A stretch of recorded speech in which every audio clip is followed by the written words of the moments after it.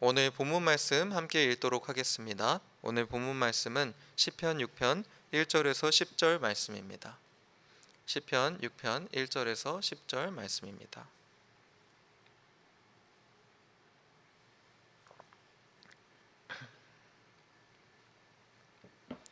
제가 먼저 읽고 그 다음 여러분 읽으시고 돌아가면서 읽으시다가 10절은 같이 읽도록 하겠습니다. 성경을 가운데를 딱 피시면 시편입니다. 그 시편에서 숫자 6을 찾으시면 됩니다. 여호와여, 주의 분노로 나를 책망하지 마시오며 주의 진노로 나를 징계하지 마옵소서.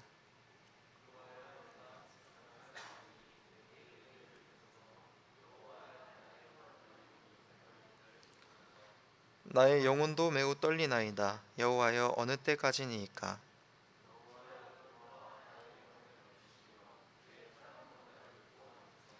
사망 중에는 주를 기억하는 일이 없사오니 스올에서 주께 감사할 자가 누구리이까?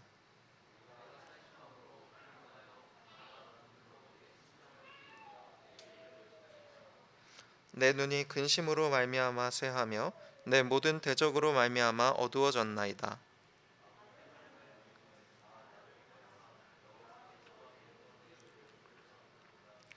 여호와께서 내 간구를 들으셨으며 여호와께서 내 기도를 받으시리로다.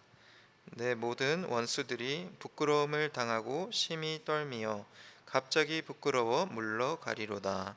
아멘. 우리가 연초를 맞이해서 1월 달에는 시편을 함께 묵상하면서 하나님께 찬양을 올려드리길 원합니다. 모든 일의 시작에는 늘 성경에서 모든 일의 시작에는 하나님께 찬양을 올려드리고 시작하고는 하는데, 이 시편의 원래 이 시편의 책의 제목이 히브리어로는 하나님을 찬양하라 라는 뜻을 가지고 있습니다. 그래서 우리가 함께 시편을 묵상하면서 한 해 동안 우리가 하나님을 찬양하고 하나님을 알아가는 그런 시간을 1월 달 동안은 가지기를 원합니다. 이 시편의 말씀은 말 그대로 시집입니다. 이스라엘 민족들이 하나님을 찬양할 때 사용했던 시들이 1편부터 150편까지 이 성경에 적혀 있는데, 이 시집들은 다른 성경에는 여러 장르가 담겨져 있습니다. 이야기도 있고 그 다음에 편지도 있습니다. 편지와 같은 경우에는 굉장히 논리적이어서 우리가 그것을 읽으면서 하나님을 논리적으로 이해할 수도 있고, 또 편지라는 것이 그 당시 역사와 삶을 반영해서 사람에게 보내고 있기 때문에 그 삶을 이 시대에 적용해서 우리 인생에서 적용하기가 굉장히 쉽습니다. 이야기는 주제를 파악하기가 쉽고 또한 들으면서 재미가 있습니다. 시는 우리 인생에서 특히 이 시편은 우리 인생에서 직접 경험한 사람들이 그 경험으로 하나님을 찬양하는 내용을 담고 있습니다. 그래서 이 시편에서 이 시를 쓴 사람들이 직접 경험한 자신의 인생의 사건 속에서 하나님께서 자신에게 어떻게 행하셨고 또 나는 하나님께 어떤 자세로 서 있는가 하는 것을 알 수가 있습니다. 그래서 이 시를 읽으면서는 이 하나님께서는 어떤 분이시고 또 우리 인생에서는 어떻게 일하고 계시는가 하는 것을 함께 돌아보기 원합니다. 오늘 이 시편 6편을 보시면 6편의 제목에 다윗의 시라고 이렇게 적혀 있습니다. 히브리어로도 다윗의 시라고 각 편 시작 전에 이렇게 적혀 있는데, 다윗이 직접 쓴 시이라는 뜻일 수도 있고 또 다윗에 대한 시라는 뜻일 수도 있습니다. 그래서 어쨌든 다윗의 이야기를 담고 있는 시라고 할 수 있겠는데요. 오늘 말씀을 보니까 이 시편의 화자가 처하여 있는 상황이 굉장히 큰 위기를 말하고 있습니다. 오늘 말씀을 보면 첫 번째로는 이 시편의 화자가 건강의 위기를 맞이하고 있습니다. 여호와여, 내가 수척하였사오니 내게 은혜를 베푸소서. 여호와여 나의 뼈가 떨리오니 나를 고치소서. 이렇게 이야기하는데, 아마도 이 시편의 저자가 이 건강이 안 좋아지고 또 뼈가 떨리고 이런 건강의 악화뿐만이 아니라 그 건강의 악화로 인하여서 나의 영혼도 매우 떨리나이다 하는 걸 보았을 때 마음의 불안감도 점점 커지고 있다는 것을 우리가 알 수 있습니다. 그 다음에 두 번째로 이 화자는 자신의 원수들에게 공격을 받고 있습니다. 내 눈이 7절을 보면 내 눈이 근심으로 말미암아 쇠하며 내 모든 대적으로 말미암아 어두워졌나이다 하고 이야기합니다. 그런데 이 시편에, 특히 이 시편 6편에서 우리가 알 수 있는 것이 무엇이냐면, 이 사람이 처한 상황이 이 적들이 자기를 공격하고 또 자신의 건강이 악화되는 그런 상황일 뿐만이 아니라 이 스스로가 하나님을 원망하고 있다는 것을 알 수 있습니다. 이 시편의 시작에서 여호와여 주의 분노로 나를 책망하지 마시오며 주의 진노로 나를 징계하지 마옵소서, 이렇게 이야기를 하는데, 사실은 이 다윗이라는 사람이 진짜로 하나님께 징계를 받고 하나님께 분노를 받고 있는가 하는 것에는 우리가 알 수 없지만, 사실 이 시편의 전체적인 흐름을 보면 다윗이 하나님을 원망하고 있다는 것을 알 수 있습니다. 주님, 도대체 왜 저에게 이렇게 화를 내시고 왜 저에게 그렇게 진노로 벌을 주십니까? 나의 영혼까지도 떨립니다. 주님, 돌아와서 주님의 사랑으로 나를 구원해 주십시오 하고 5절에는 사망 중에는 주를 기억하는 일이 없사오니 스올에서 주께 감사할 자가 누구리이까? 내가 이런 상황에서 정말로 죽게 되면 하나님께 감사도 올려드릴 수 없습니다 하면서 하나님을 원망하는 순간 속에 다윗이 처해 있는 것입니다. 우리 인생에도 이런 상황들이 있습니다. 정말로 현실적으로 힘들고 어려울 뿐만이 아니라 하나님께서도 침묵하시는 것 같은 순간입니다. 하나님께서도, 신께서도 내 기도를 들어주시지 않는 것 같고, 이 상황이 너무 어렵고 힘들어서 정말로 절망스러운 그런 순간이 있습니다. 오늘 시편의 저자는 그런 순간을 맞이하고 있습니다. 이런 순간은 단순히 이 다윗에게만 주어지는 순간이 아니라 우리 모두가 경험하는 순간이요, 예수님께도 찾아왔던 순간입니다. 예수님께서 십자가에 못 박히시면서 말씀하시기를 엘리 엘리 라마 사박다니 하고 이야기하였습니다. 그 당시 중동에서 쓰는 아람어인데요, 엘리 엘리 라마 사박다니, 나의 하나님 나의 하나님 어찌하여 나를 버리시나이까? 예수님께서는 하나님의 아들이시면서 동시에 하나님이시죠. 죽을 때와 또 죽을 때를 아시고, 그리고 죽기 전에는 하나님께 기도를 하면서 나의 영혼을 아버지께 위탁하나이다 이렇게 기도하였습니다. 예수님께서 그 누구보다 하나님의 마음을 잘 알고 계시죠. 그런데 예수님이 누구보다 잘 알고 계시는 그 순간에 정말로 그럼에도 불구하고 정말로 고통스럽고 힘들고 그런 상황이 들어오니까 하나님께 원망의 메시지를 남기는 것입니다. 하나님, 어찌하여 나를 버리셨나이까? 우리 인생에는 누구나 그러한 순간들이 있습니다. 하나님, 어찌하여 나를 버리셨나이까? 주님, 왜 그렇게 하셨습니까? 왜 저한테 이런 분노를 처하게 하십니까? 이런 이야기들로 우리 인생을 가득 채우기도 하고, 그런 상황 속에서 아무리 기도해도 주님께서 들어주시지 않는 것 같은 그런 상황을 마주하게 됩니다. 그런데 오늘 우리가 기억해야 되는 것은 무엇이냐면, 하나님께서는 절대로 우리를 포기하지 않으신다는 것입니다. 오늘 말씀의 흐름이 그렇게 가고 있습니다. 다윗이 하나님, 도대체 나에게 왜 이런 분노를 주십니까? 왜 나를 벌 주십니까? 죽으면 내가 하나님께 감사할 수 있을 줄 아십니까? 죽으면 감사할 수도 없습니다. 모든 대적들은 다 나를 공격하고 나의 눈은 이제 어두워졌습니다. 그렇지만 8절부터는 다윗이 하나님께 고백하기를 악을 행하는 너희는 다 나를 떠나라 하면서 하나님께 고백하고 또 악을 행하는 대적들에게 선포하고 있는 것입니다. 다 나를 떠나라. 여호와께서 내 울음소리를 들으셨도다. 여호와께서 내 간구를 들으셨으며 여호와께서 내 기도를 받으시리로다. 하나님께서 결국에는 나의 울음소리를 들으시고 내 기도를 들으셔서 너희들을 다 흩어지게 할 것이다 하고 선포하고 있는데요. 다윗의 선포 속에는 하나님을 향한 신뢰가 담겨져 있는 것입니다. 그냥 겁주려고 말한 것이 아니라 그럼에도 하나님께서 나를 사랑하시고 아껴주신다 하는 것을 다윗이 믿고 있습니다. 그런 하나님이 오늘 말씀에는 많이 드러나 있습니다. 하나님이 여러 가지 모습으로 드러나는데 첫 번째로는 하나님께서 우리의 원망을 들으시는 하나님으로 나타나고 계십니다. 우리가 신을 생각할 때 보통 어떤 것을 생각합니까?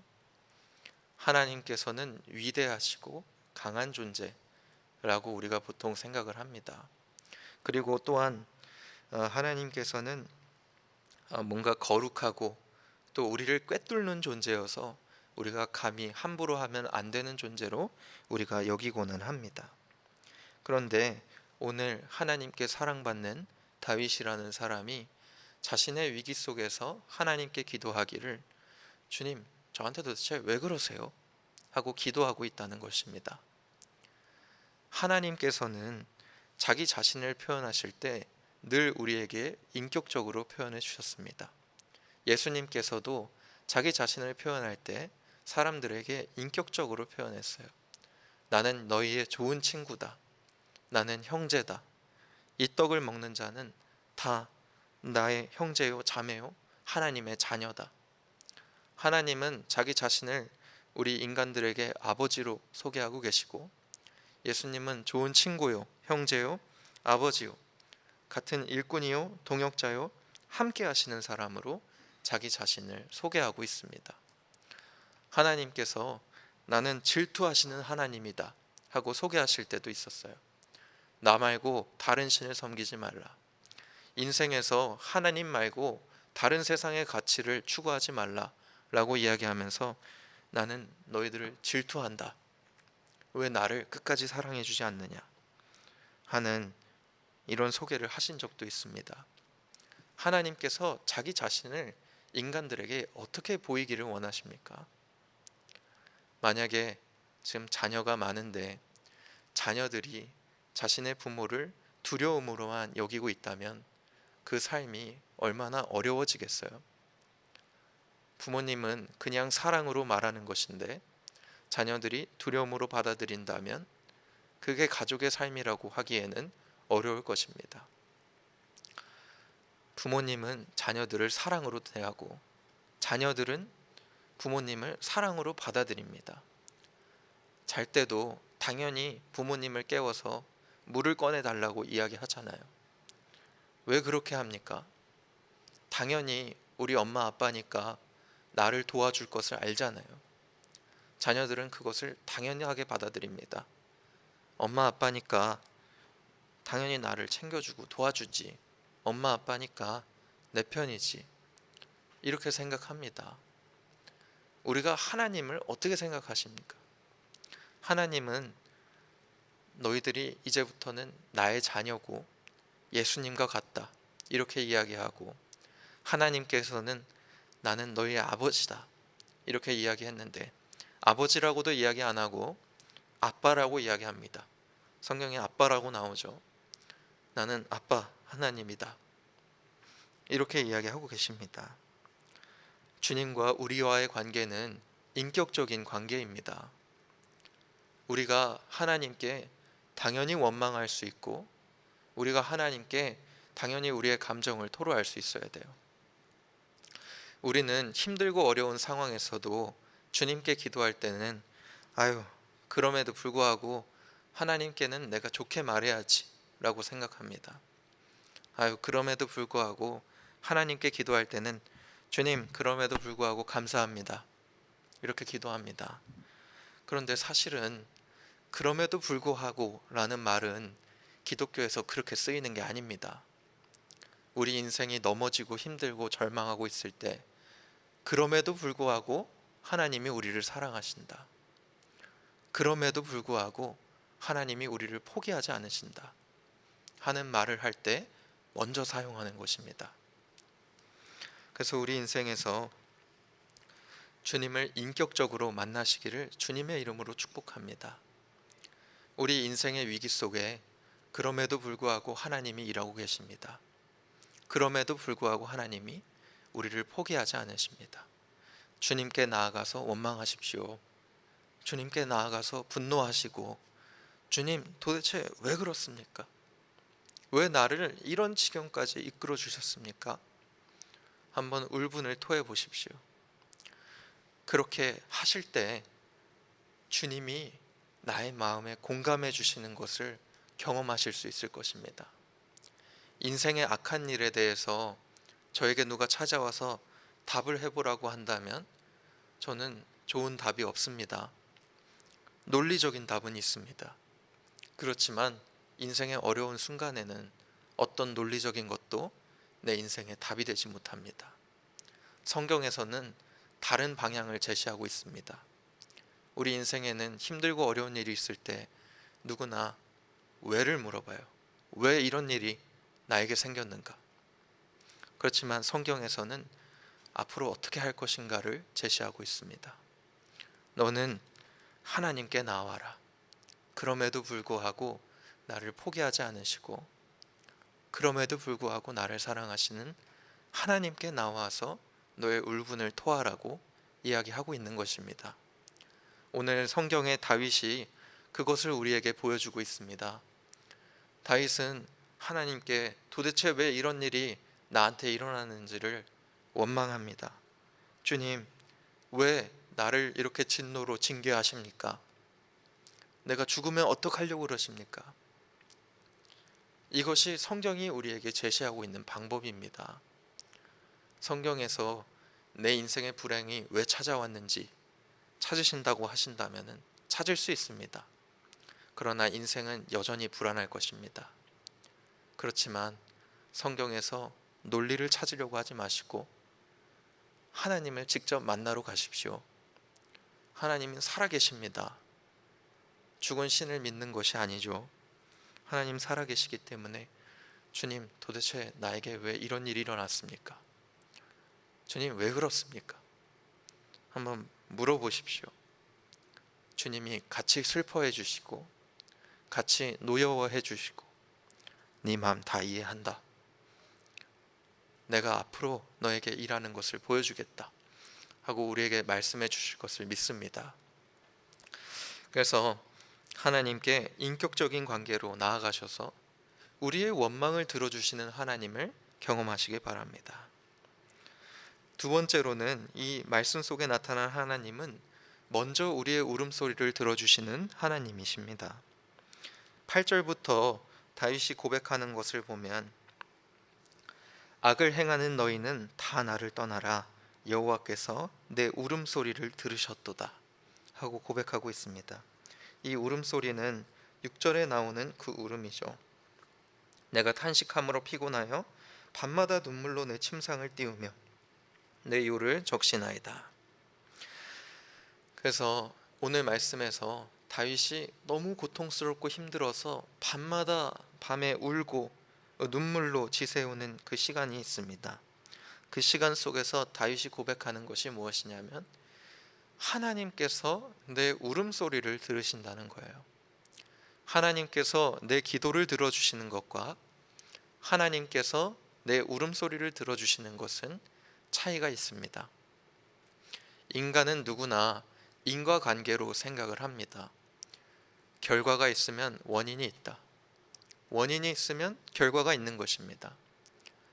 기독교, 불교, 천주교 같은 오래되고 깊은 철학을 가진 종교들이 있기 전에 토테미즘 같은 그런 신앙들을 생각을 해보십시오.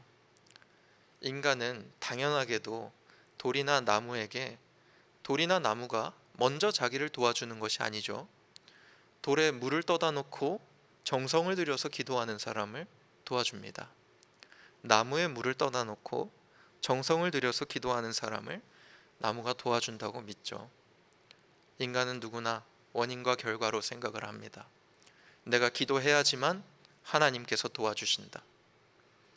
내가 주님께 간구해야지만 하나님 도와주신다. 그런데 오늘 나타나시는 하나님은 우리의 울음소리를 먼저 들으시는 하나님입니다. 주님께 기도하기도 전에 우리가 고통스러워하고 있다면 우리와 늘 함께 하시고 동행하시는 하나님께서 우리의 울음소리를 먼저 들어주십니다. 이스라엘 민족들이 원래 이집트의 노예 생활을 하고 있었습니다. 이집트의 노예 생활을 끝내고 하나님께서 모세를 통하여서 그들을 해방시키기 시작할 때 그 첫 시작의 말씀이 이와 같았습니다. 하나님께서 그들의 울부짖음을 들으셨다. 주님께서 우리가 기도하기도 전에 신학적으로는 이것을 선행하는 사랑이라고 합니다. 우리가 먼저 하나님께 사랑하고 우리가 먼저 하나님께 노력하기 전에 하나님께서 먼저 우리를 향해서 노력해 주시고 하나님께서 먼저 우리의 고통을 헤아리시고 들어주시고 하나님께서 먼저 우리 인생에 일하고 계신다는 것입니다.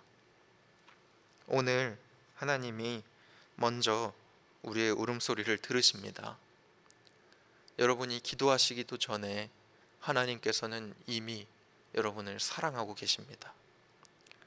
그럼에도 불구하고 하나님이 우리 인생을 포기하지 않으시고 그럼에도 불구하고 하나님이 우리 인생을 사랑하십니다. 우리는 우리 인생을 사실은 포기할 때가 많아요. 우리 인생이 세상에서 가장 귀한 것임에도 불구하고 인생의 일부분은 쉽게 버립니다. 아유, 그거는 더 이상 말하지 마. 이거는 이미 망쳤으니까 포기한다. 에휴. 이렇게 생각할 때가 우리가 참 많아요. 하나님은 늘 포기하지 않으십니다. 어쩌면 이런 절망적인 순간에는 나는 포기했을지 몰라도 하나님은 내 인생을 포기하지 않으실 수 있어요. 하나님께서는 먼저 우리를 사랑하셔서 우리의 울음소리를 들으시고 하나님께서는 인격적이셔서 빨리 나의 자녀가 나의 품으로 와서 울어주기를 기다리고 있습니다. 여러분, 주님께 나아가십시오. 주님을 신뢰하십시오. 주님께 숨기지 마시고 주님께 울분을 토하시고 나의 감정을 이야기하십시오. 하나님께서 이해해 주시고 일해 주시는 하나님을 여러분 목격하실 수 있을 것입니다. 시편의 제목은 하나님을 찬양하라입니다. 제가 서론에서 말씀드린 것도 우리가 시편을 묵상하면서 하나님을 찬양하기를 원한다 말씀드렸습니다.